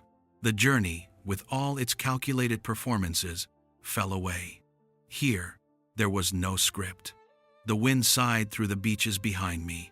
A lone rook cawed in the distant field. Then, a change, a recognition, slow and deep, dawned in her eyes. It was not a spark of joy, but something quieter, more profound, a settling, a coming to rest. The severe line of her mouth softened, almost imperceptibly. The hand not clutching the shawl lifted slightly from her side, a tiny, fluttering motion of acknowledgement. No words passed between us. None were needed. In that silent recognition, in the weary, knowing depth of her gaze meeting mine, I received my first, my only necessary reward for the long journey. It was an understanding, passed in an instant across the threshold. She saw me, and I saw her, and the miles between Bath and this doorstep vanished into the shared, silent history of our blood. The door was open, the journey was over. Chapter 13. Unpacking the Journey. The fire in the parlor was not the roaring, theatrical blaze of the coaching inns, but a deep, settled glow of seasoned oak logs, their heat a dry, penetrating warmth that slowly thawed the chill embedded in my bones from a week of damp coaches and unheated rooms. The room was a capsule of quiet, time-worn comfort. Books lined the walls, their leather spines cracked with age. A faded turkey carpet covered the flagstones, its patterns softened to ghosts of crimson and blue. The air smelled of beeswax, wood smoke, and the faint, sweet scent of dried lavender from a bowl on the mantel. My aunt, ensconced in a winged armchair draped with a quilt, was a still, watchful presence, her gray eyes reflecting the flames. A simple meal sat on a low table between us. A wedge of sharp cheese, slices of cold ham, pickles from the summer garden, and thick, dark bread baked that morning. It was food of the land, straightforward and sustaining, a world away from the gravy-thick mutton and stale bread of the public houses. We ate in a silence that was not empty, but richly populated by the journey just completed. I did not speak of the difficulties, the mud, the scrutiny, the relentless, jolting motion. To voice them would have been to summon their shadows into this peaceful room, to paint myself as an object of pity or admiration, neither of which I desired. Instead, I spoke of the landscapes, transforming the raw experience into a series of observed paintings. I described the dramatic chiaroscuro of the posting yards at dawn, the men and horses rendered in earthy oils under slanting light. I recounted the wide, melancholic panorama of the river crossing, the water and sky merging into a seamless wash of gray. I detailed the changing geology as the land rose into Derbyshire, the way the stone walls seemed to grow from the very hills. My words were careful brushstrokes, creating pictures that held distance and beauty, editing out the ache in my spine and the constant, low hum of vigilance. My aunt listened, her gaze fixed on the fire, occasionally nodding. She asked no probing questions, demanded no tales of hardship. She understood the alchemy I was performing, the translation of ordeal into observation. Her own life in this quiet house was a testament to the management of silent grief through the daily rituals of bread-making and garden tending. My curated travelogue was a language she comprehended perfectly. She remarked on the quality of the turnpike gravel in different counties, recalling her own long-ago journeys, and pointed out that the ferry I described was older than the road it served. Our conversation was a gentle, meandering stream, flowing over the submerged rocks of all that was left unsaid. Her frailty, my solitude, the sheer daunting fact of my arrival after years of separation. As the simple meal concluded, I turned to my valise, which rested by my chair. Unpacking it here felt like a different ritual entirely. From its depths, I retrieved not just my own sparse belongings, but the small, carefully chosen gifts I had brought from Bath. There was a packet of fine tea, a luxury in this remote place. A new pair of spectacles, their lenses ground to the prescription my father had secured from her old optician in Derby. A few skeins of soft, dove-gray wool for the knitting she had always enjoyed.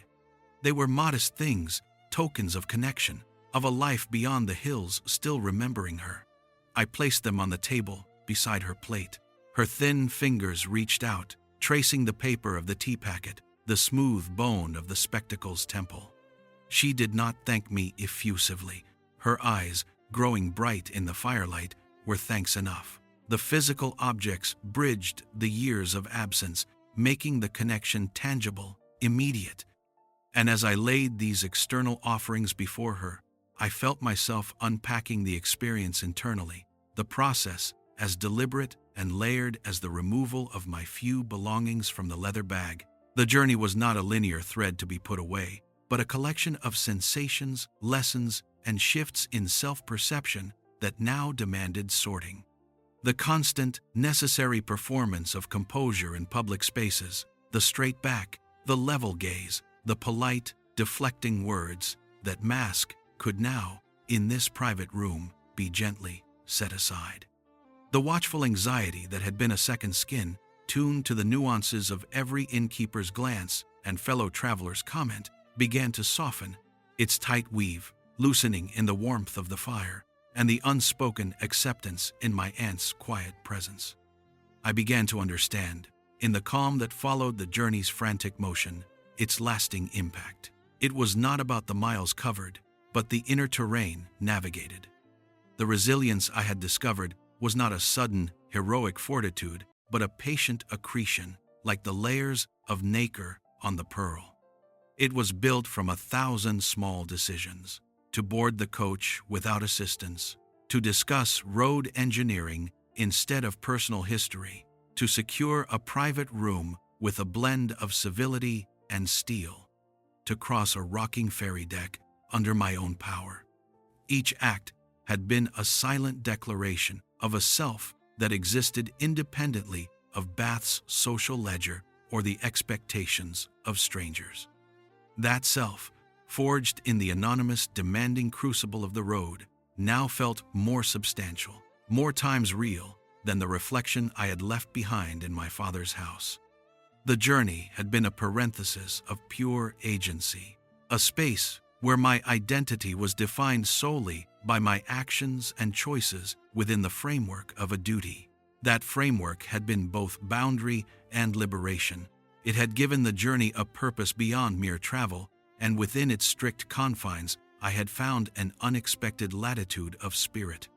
The quiet cultivation of inner strength was not a dramatic battle. It was the daily practice of patience, the minute preparations of practical dress and secured letters, the mental fortitude to turn scrutiny into a subject for anthropological study.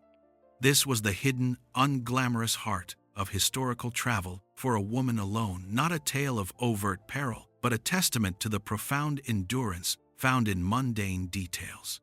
Sitting by the fire, the remains of our meal between us, the gifts received, I felt the journey settle within me. It was no longer a series of events happening to me, but a part of me, digested and assimilated. The landscapes I had described aloud were now internal vistas, as well maps of my own capability.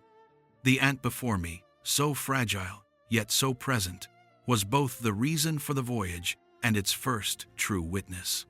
In her silent, understanding gaze, I saw the journey reflected not as an ordeal survived, but as a passage completed, a thread successfully woven back into the family tapestry. The fire crackled softly, casting our two quiet figures in a Rembrandtesque glow against the darkening room. The unpacking was done, both of the valise and of the self. What remained was not the fatigue of the road, but a new, quiet solidity, a core of tempered strength ready for the different, softer demands of the days to come in this stone house on the hill. The journey was over, but its work within me, I understood now, had only just begun. Chapter 14. The New Horizon. A few days later, the world had settled into a new, quieter rhythm, measured not in miles or coaching halts, but in the slow arc of the sun across the Derbyshire hills and the domestic cadence of a house, relearning the presence of two. The relentless momentum of the road had dissipated, replaced by a profound and spacious calm. I stood in my aunt's walled garden, the winter sun, pale and distant as a farthing coin, casting long, crisp shadows from the bare apple trees. The air was knife-cold and still, carrying the clean scent of frost-hardened earth and wood smoke. From this vantage, the land fell away in a series of rolling waves, stone walls stitching the slopes like coarse thread, rising to meet a sky of hard, clear blue. This was the new horizon, not a line to be reached by tomorrow's coach, but a permanent, breathing vista of stillness. The journey was over, its physical proofs, the mud-stained hem of my gown, now brushed and hanging in the press, the chapped skin of my hands slowly softening. The valise, empty and stored in a cupboard, were being absorbed into the past. Yet its essence remained, a subtle alteration in the very quality of the air I breathed. The quiet here was different from the silence of a lonely inn chamber that had been a hollow pause, a temporary void. This was a fullness, a silence composed of the house's gentle creaks, the distant bleat of a sheep, the whisper of my own untroubled breath. In this stillness, the hidden side of historical travel revealed itself not as a tale of bandits or breakdowns, but as something far more profound, a meticulous testament to patience, preparation, and the quiet daily cultivation of an inner strength that no visible drama could ever illustrate. The patience had been in the acceptance of delay, the hour stuck in the mud, the slow ferry crossing, the interminable, rain-soaked afternoons in the swaying coach. It was the understanding that progress was not a constant, but a variable, often dictated by the weather, the state of a road, or the fatigue of horses. That lesson translated seamlessly here. My aunt's recovery, if it was to come, would be measured in seasons, not days. Our reacquaintance was a slow unfurling, like a fern in spring, requiring the same unhurried acceptance. The preparation, so meticulous in Bath, the chosen gown, the letter, the mental rehearsals, found its echo in the small, careful routines we established.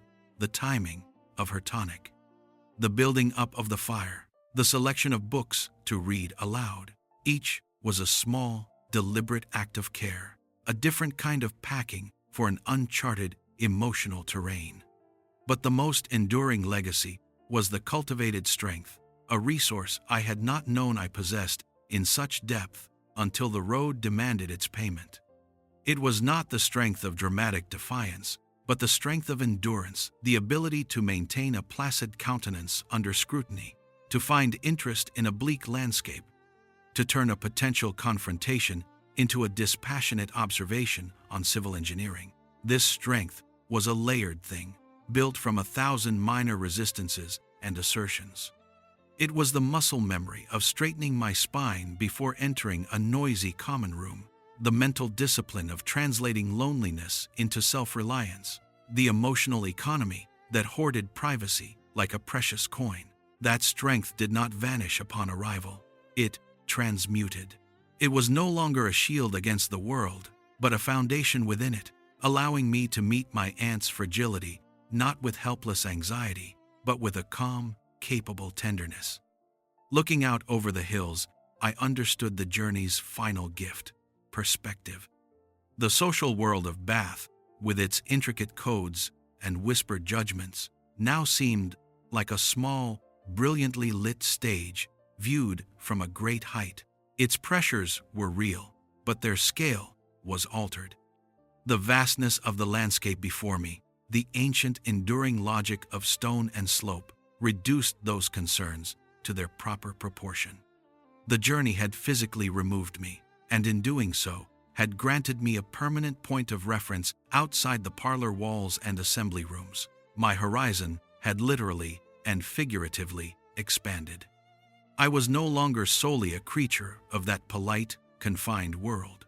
I was also a person who had navigated the indifferent breadth of England alone, and in this high, quiet place, that person felt more authentic than the reflection I had left behind. The story closed not on a note of triumphant arrival, but of calm accomplishment. The accomplishment was not merely in the geographical distance covered, but in the successful navigation of the self through a landscape of potential vulnerability.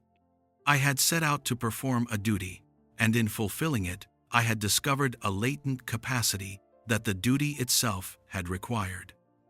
There was no fanfare, no external recognition.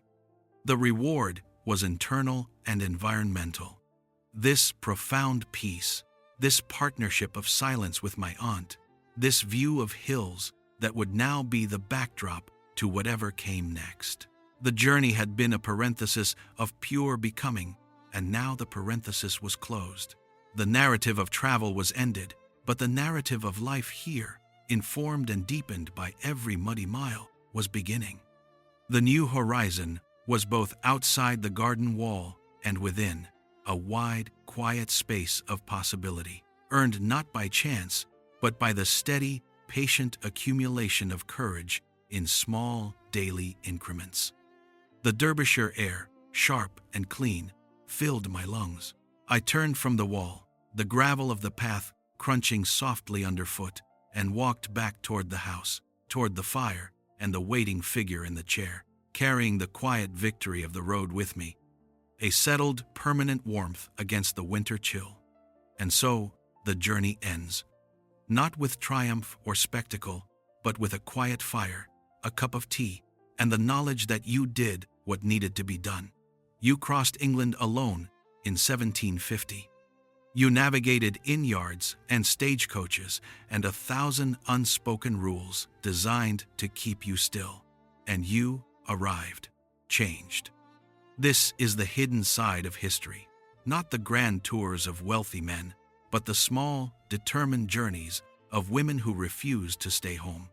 Their stories live in forgotten letters, in the margins of coaching in ledgers, in the quiet courage of saying, "I will go anyway."